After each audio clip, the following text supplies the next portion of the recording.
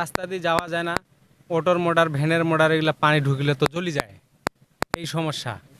আমি কালকে যখন মোটর পার করে এই সাইড দিয়ে আমার গাড় পর গাড়ি ফুরিয়ে যা অবস্থা আমার, আমি নিজে উঠে পাই না, এমন এমন পানি গাড়ি গাড় পর শেষ কেন আমার 2 সাইড হ্যান্ডেল ভাঙিয়ে গেছে গাড়িখানা। এদের উজু করে নামাজ পড়ে যাবো, নামাজ পড়ে যেতে পারি না, ভয় দিয়ে যাওয়ার পর পিছিয়ে পড়ে যাবো বানা গেছে। হাজার হাজার লোকজন এই রাস্তাটা দিয়ে যাতায়াত করে।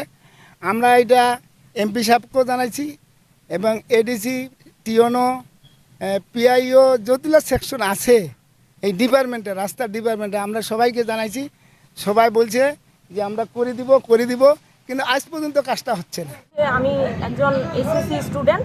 আমি আমাদের পরীক্ষা চলতেছে, কিন্তু আমরা এখান থেকে অটোতে বা কোনো যানবাহন কিছু পাই না, আমাদের দূরে হাঁটে যেতে হয়।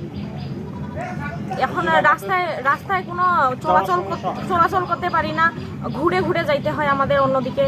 আমরা চলতে পারতেছি না, আর অটো ওগুলার ইয়েগুলা ব্যাটারিগুলা নষ্ট হয়ে যাচ্ছে, আমরা খুব কষ্টে আছি। ধন্যবাদ আপনাকে।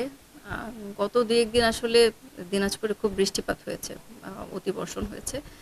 আর যে রাস্তার কথাটা আপনারা বলছেন ফাজিলপুর ইউনিয়নের শাহপাড়ার, ওখানে রাস্তাটা একটু নিচু হয়ে গিয়েছে রিসেন্ট টাইমে।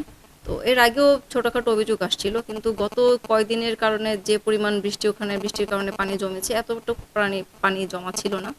তো এখানে পানি আসলে রাস্তা যে ক্রস করে যাবে, পার হবে, সেই ব্যবস্থাটুকু হতো এখন নেই রাস্তা নিচু হওয়ার কারণে। এটা এলজিডির রাস্তা, এখানে এলজিডির আইডি আছে, ওই আইডিভুক্ত রাস্তা।